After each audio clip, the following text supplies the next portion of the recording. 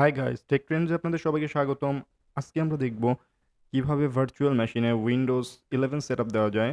তবে আমি সাজেস্ট করব আপনারা যারা আসলে উইন্ডোজ 11 কে মেইন অপারেটিং সিস্টেম হিসেবে সেটআপ করতে যাচ্ছেন, তারা অবশ্যই প্রথমে যেকোনো একটা ভার্চুয়াল মেশিনে উইন্ডোজ 11 টাকে সেটআপ করে আগে সেটা দেখে নেন যে আপনার কোনো প্রবলেম হবে কিনা। যদি মনে হয় যে না আমার কোনো প্রবলেম হবে না, দেন আপনারা উইন্ডোজ 10 থেকে উইন্ডোজ 11 আপডেট করতে পারেন।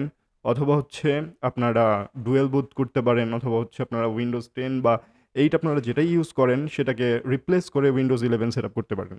চলেন তাহলে শুরু করি। ভার্চুয়াল বক্সে উইন্ডোজ 11 সেটআপ করব। তার জন্য আমার প্রথমে করতে হবে একটা ভার্চুয়াল ইমেজ ফাইল ক্রিয়েট করতে হবে। এটার জন্য আমার যেটা করতে হবে, নিউতে যেতে হবে। নিউতে যাওয়ার পরে আমি এখানে টাইপ করব উইন্ডোজ 11। উইন্ডোজ 11 টাইপ করার সাথে সাথে এখানে আসলে কিছু জিনিস চলে আসছে। উইন্ডোজ 11 অ্যান্ড হচ্ছে এইখানে সে মাইক্রোসফট ডিটেক্ট করেছে, কিন্তু এখানে আসলে সে ডিটেক্ট করতে পারেনি এটা কি উইন্ডোজ 11 নাকি। এক্ষেত্রে আমরা একটা কাজ করব, সেটা হচ্ছে উইন্ডোজ 10 64 বিট দিব। প্রথমে হচ্ছে আমাকে র্যাম সেট করতে হবে, যেহেতু আমরা উইন্ডোজ 11 সেট আপ করতেছি। সো আমাদের র্যামটা একটু বেশি সেট আপ দেওয়াটা উত্তম হবে, কারণ উইন্ডোজ 11 এর রিকমেন্ডেড সেটিংটা আগে আমরা একটু চেক করে নিই। ওকে, রিকমেন্ডেড সিস্টেম রিকোয়ারমেন্ট, এই তো মাইক্রোসফট অফিসের এখান থেকে যাচ্ছি। সো প্রথমেই দেখা যাচ্ছে প্রসেসর হচ্ছে 1 GHz। ওকে, অ্যান্ড র্যাম হচ্ছে মিনিমাম রিকোয়ারমেন্টে র্যাম হচ্ছে 4 GB। তার মানে আমাদের মিনিমাম 4 GB ইয়ে করতে হবে, অ্যান্ড হচ্ছে স্টোরেজ করতে হবে হচ্ছে মিনিমাম 64 GB থাকতে হবে। তো র্যাম আমি আসলে 8 GB সেট করে দিচ্ছি। হ্যাঁ, 8,992। তবে দেখবেন যখন সেট করার সময় অবশ্যই এই যে এই অ্যারোটা, এটা আসলে এই সবুজ লাইনের বাইরে যাবে না। সবুজ লাইনের বাইরে গেলে আসলে সেটা আসলে জোন মেনটে কি ডেঞ্জার জোন মেনশন করে। কারণ হচ্ছে আপনি যেই অপারেটিং সিস্টেমটা আসলে চালাচ্ছেন, যেটার উপরে আসলে আপনার ভার্চুয়াল মেশিনটা চলতেছে, সেই অপারেটিং সিস্টেমেরও তো র্যামের প্রয়োজন হবে। এই কারণে হচ্ছে এইটা রিজার্ভ সেই আপনার যেই অপারেটিং সিস্টেমটার উপরে আপনি ভার্চুয়াল মেশিনটা চালাবেন, সেই অপারেটিং সিস্টেমের জন্য। এই কারণে আসলে এটা রেড মার্ক করা থাকে। সো রিকমেন্ডেডটা আমরা করলাম, আমরা 8 GB দিলাম। আপনার যেই র্যাম থাকে তার থেকে মিনিমাম 4 GB রাখবেন, ঠিক আছে? আর আপনার এখানে রেড জোনের আগে অরেঞ্জ যেই জোনটা আছে, এই জোনেও আপনি চাইলে আসলে নিতে পারেন, কিন্তু সেটা আসলে আপনার পিসিকে স্লো করে দিবে। ওকে, তারপরে হচ্ছে create a virtual hard disk now. Okay, এটি আমি করব। এখন হচ্ছে ভার্চুয়াল ডিস্ক ইমেজ নিব। ওকে, এটা আমি ডাইনামিক নিব। এখানে আসলে ডাইনামিক অ্যান্ড ফিক্স সাইজ, দুইটা সাইজ আছে, আপনি যে কোনো একটা নিতে পারেন। তবে হচ্ছে আমি আপনাদেরকে প্রেফার করব ডাইনামিকটাই নিতে, কারণ ডাইনামিকটা হচ্ছে সে আস্তে আস্তে অ্যালোকেট করবে। মানে হচ্ছে আপনার যতটুকু প্রয়োজন সেই অনুযায়ী হচ্ছে সেই ডাটাটা অ্যালোকেট করবে, সে মেমোরি অ্যালোকেট করবে। আর ফিক্স সাইজ হচ্ছে আপনি যদি 20 GB দেন, অথবা হচ্ছে 64 GB বা 50 GB যেটাই দেন, সেটা একবারে সে জায়গাটা নিয়ে নেবে আপনার সিস্টেম থেকে, সেই জায়গাটা একবারে সে নিয়ে নিচ্ছে। বাট ডায়নামিকে আসলে সে একবারে নেয় না, সে যতটুকু প্রয়োজন হয় ওইটুকুই নেয়। তো তারপর হচ্ছে আমাদের ডায়নামিকে আসলে সাইজটা বলে দিতে হয় যে ম্যাক্সিমাম আপ টু সে কত পর্যন্ত নিবে। তো ওইখানে আমরা দেখছিলাম 64 পর্যন্ত মেবি হচ্ছে মিনিমাম রিকোয়ারমেন্টে ছিল, 64 GB। ওকে, স্টোরেজ তো আমি আসলে এখানে 70 GB দিয়ে দিচ্ছি। আপনারা চাইলে আসলে আরও বেশি বা আর একটু কম দিলেও হবে, আমার মনে হয় 50 GB এনাফ হবে। তো আমি এখন এটা আসলে কোন ড্রাইভে সেট করব সেটা আমি সেট করে দিচ্ছি। আমার এই ওয়ার্ক যে ডিরেক্টরিটা আছে, এটার মধ্যে আসলে জায়গা খালি আছে, অ্যান্ড এখানে হচ্ছে আমার সব ভার্চুয়াল ইমেজ ডিস্কগুলো রাখি। তো আমি এখানেই রাখতেছি। ওকে, এখানে রাখার পরে আমি এখন দিব ক্রিয়েট। ওকে, ক্রিয়েট হয়ে গেছে। এখন ক্রিয়েট হয়ে যাওয়ার পরে আমার আসলে কিছু সেটিং করতে হবে। তখন আমরা দেখেছিলাম একটা জিনিস, যে আমার প্রসেসর হচ্ছে 2টা ইউনিটের কথা বলা হয়েছে। তো আমি আসলে এখানে দেখুন, আমি এখান থেকেও সবুজ জোন পর্যন্ত যেতে পারবো, রেড জোনে যাব না। আমার এখানে 12টা কোর আছে, সিপিইউস আছে। তো আমি এখানে আসলে এটার জন্য 4টা সিলেক্ট করে দিলাম। ওকে, তো আমি সিপিইউ কোডটা হচ্ছে সেট করে দিলাম 4। দেন জেনারেল কিছু সেটিংস আছে, সেগুলো দেখি। সেটা হচ্ছে এখানে উইন্ডোজ 10 দিছি, আসলে উইন্ডোজ 10 এটা কাজ করবে।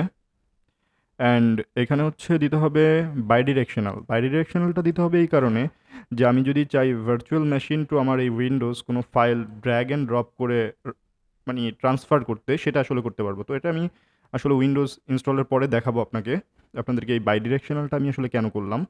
ওকে, সিস্টেম সেটআপটা করা শেষ। এখান থেকে আপনি র্যাম বাড়াতে কমাতে পারবেন যেকোনো সময়। আমি এখানে আসলে ফ্লপি ডিস্কটা রাখতেছি না। এটা আমার দরকার নেই। শুধু জাস্ট অপটিক্যাল অ্যান্ড হচ্ছে হার্ড ড্রাইভটা থাকলেই হবে। এখন যেটা দেখব ডিসপ্লে। ওকে, ডিসপ্লের জন্য আমি আসলে আমার এখানে ম্যাক্সিমাম যত মেমোরি নিতে পারি ভিডিও সেটা নিয়ে রাখলাম। আপনাদের ক্ষেত্রে যেটা ম্যাক্সিমাম থাকবে সেটাই নিয়ে নিবেন।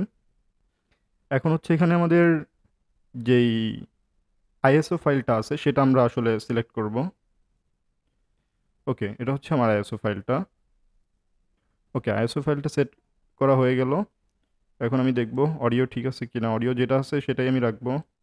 নেটওয়ার্কের জন্য নেট কানেক্ট এটাই থাকবে। সিরিয়াল পোর্ট যা আছে তাই থাকবে এবং হচ্ছে আমি ইউএসবিটা হচ্ছে সেট করব ইউএসবি 3 যদি অ্যাভেলেবেল থাকে। যদি আপনার অ্যাভেলেবেল না থাকে তাহলে ওই ইউএসবি 2 রাখবেন, সমস্যা নেই। সো আমার সেটিংসের কাজ শেষ। এখন আমি স্টার্ট করব। এখানে সরাসরি আমার এই আইএসও ফাইলটি সিলেক্ট করা আছে। আপনার যদি এই আইএসও ফাইলটা সিলেক্ট করা না থাকে, এই আইএসও ফাইলটা সিলেক্ট করা না থাকলে আপনি ড্রপ ডাউন থেকে আইএসও ফাইলটা সিলেক্ট করে নেবেন। তারপরে স্টার্ট। তো এখানে লোডিং হচ্ছে।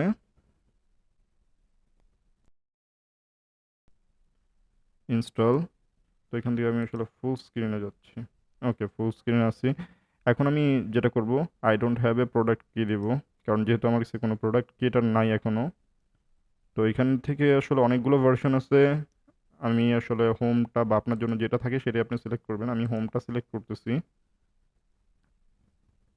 ওকে, হোমটা সিলেক্ট করার পরে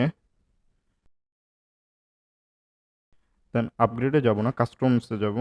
কাস্টমসে যাওয়ার পরে এখানে যেটা দেখতেছেন এই 70 জিবি, এটা কিন্তু হচ্ছে আমার যেই ভার্চুয়াল ড্রাইভটা ক্রিয়েট করছিলাম সেই ভার্চুয়াল ড্রাইভটা।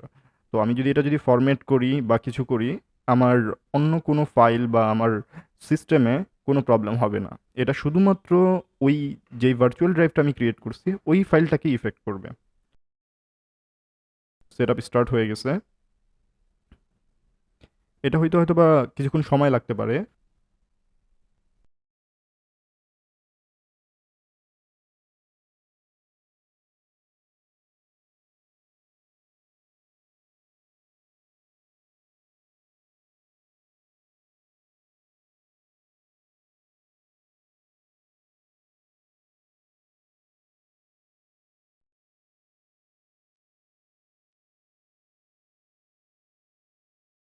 ওকে, এই অবস্থা আপনারা কোনো কিছু প্রেস করবেন না।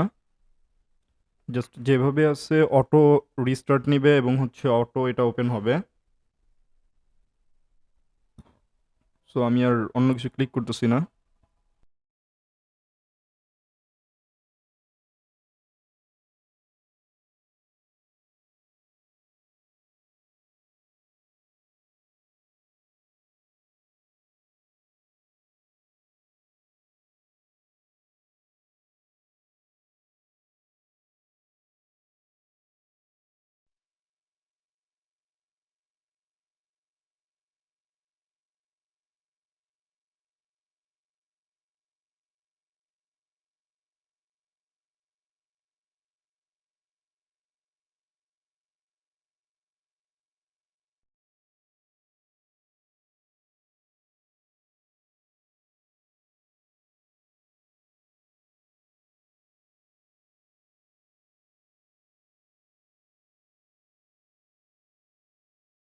এখন আমার এখানে কান্ট্রি রিজিয়নটা সিলেক্ট করতে হবে।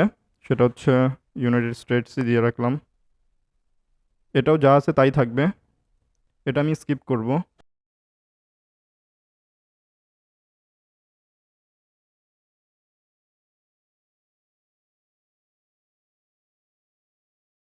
এখন আমরা যেটা করব, এখানে আমাদের মাইক্রোসফট অ্যাকাউন্ট অ্যাড করব। যদি কারো মাইক্রোসফট অ্যাকাউন্ট না থেকে থাকে তাহলে এখান থেকে ক্রিয়েট ওয়ানে যে আপনারা মাইক্রোসফট অ্যাকাউন্ট ক্রিয়েট করে নিতে পারেন। তো আমার আগে থেকে ক্রিয়েট করা আছে, সো আমি হচ্ছে আমার এক্সিস্টিং মাইক্রোসফট অ্যাকাউন্টই লগ ইন করছি।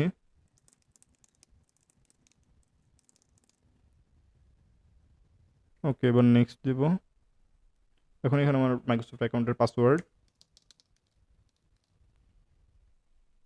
ওকে, মাইক্রোসফট অ্যাকাউন্টের পাসওয়ার্ড দেওয়ার পরে মাইক্রোসফট অ্যাকাউন্ট অ্যাড হয়ে গেলে তারপর আমরা হচ্ছে নেক্সটে যেতে পারবো। ক্রিয়েট পিন করতে বলতেছে। আমরা এখন আসলে এখান থেকে যে কোনো একটা পিন ক্রিয়েট করে নিতে পারি। তো এখানে আপনার যেই পিন আপনি দিতে চান সেই পিনটা ক্রিয়েট করে নেবেন।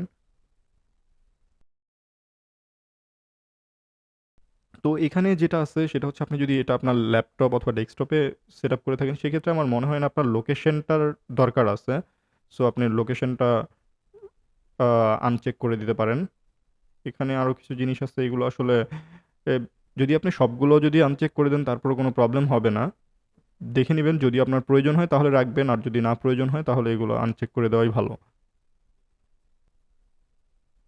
এখন দেখি এখানে আসলে কাস্টমাইজ করতে বলতেছে আরো কিছু। এটা আসলে আমরা স্কিপ করে দিতে পারি। স্কিপ করে আমরা এটা আসলে পরবর্তীতে আবারও এড করে নিতে পারবো। সো স্কিপ করে দিলাম। আমি আসলে OneDrive টা ইউজ করব না। সো হচ্ছে আমি জাস্ট ফার্স্ট অপশনটা সিলেক্ট করে দিচ্ছি। ওকে, আমি এটা এখানে মাইক্রোসফট অফিসের কথা বলা হয়েছে। আমি মাইক্রোসফট অফিসটা নিচ্ছি না। সো হচ্ছে এটাকে নো থ্যাঙ্কস করে দিলাম।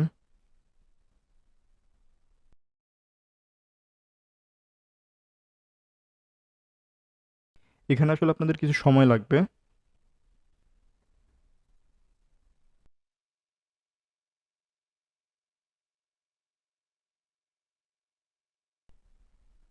ওকে, এখানে যেটা আছে সেটা হচ্ছে টাস্ক ভিউ। এটার জন্য আমি আসলে ডিফারেন্ট যদি কোনো ডেস্কটপ ক্রিয়েট করতে চাই সেই অপশনটা এখানে রেখেছে ওরা।